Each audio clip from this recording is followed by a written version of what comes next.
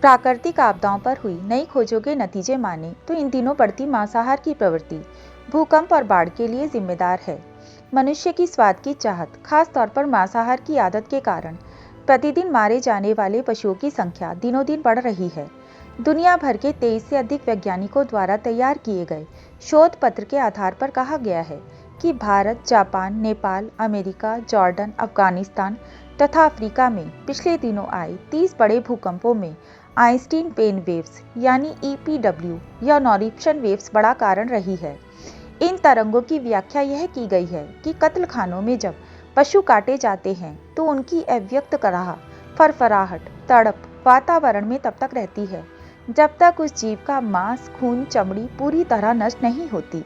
उस जीव की कराह खाने वालों से लेकर पूरे वातावरण में भय, रोग और क्रोध उत्पन्न करती है। यूं कहें कि प्रकृति अपनी संतानों की पीड़ा से विचलित होती है।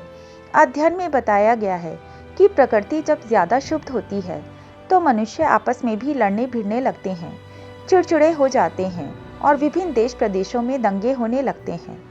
सिर्फ स्वाद के लिए बेकसूर जीव जंतुओं की हत्या ही इस तरह के दंगों का कारण बनती है और कभी कभी आत्महत्या का भी। ज्यादातर मामलों में प्राकृतिक उत्पात जैसे अज्ञात बीमारियां, हार्ट अटैक, अतिवृष्टि, अनावृष्टि, बाढ़, भूकंप, ज्वालामुखी के विस्फोट जैसे संकट आते हैं। इस अध्ययन के मुताबिक एक कत्ल खाने से, जिसमें औसतन 50 जानवरों को मारा जाता है, 1040 मेगावाट ऊर्जा फेंकने वाली ईपीडब्ल्यू पैदा होती है। दुनिया के करीब 50 लाख छोटे बड़े कत्ल खानों में प्रतिदिन 50 लाख करोड़ मेगावाट की मारक क्षमता वाली शोक तरंगे या ईपीडब्ल्यू पैदा होती है।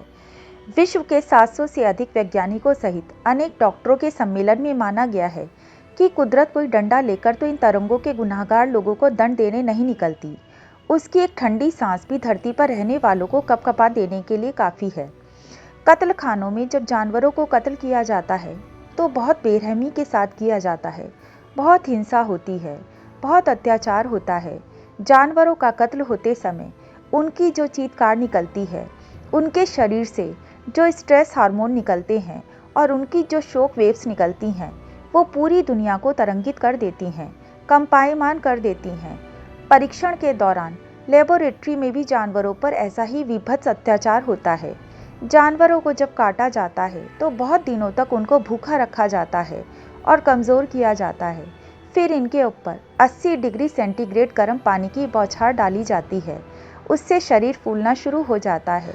तब गाय, भैंस, बकरी तड़पना और चिल्लाने लगते हैं। तब जीवित स्थिति में उनकी खाल को उतारा जाता है और खून को भी इकट्ठा किया जाता है।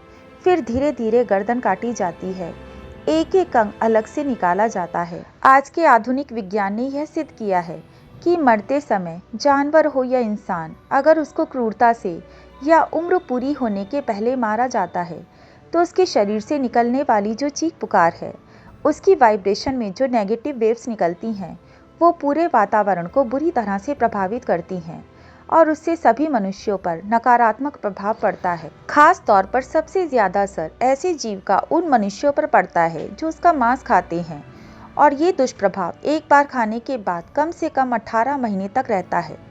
खाने वाले के परिजन और अधिक तनावग्रस्त, दुखी व भयंकर रोगों से पीड़ित होते जाते हैं। इससे मनुष्यों में जिद करने, गाली देने, चोरी करने, दूसरों का धन हड़पने के साथ अत्यंत क्रोध व हिंसा करने की प्रवृत्ति बढ़ती है।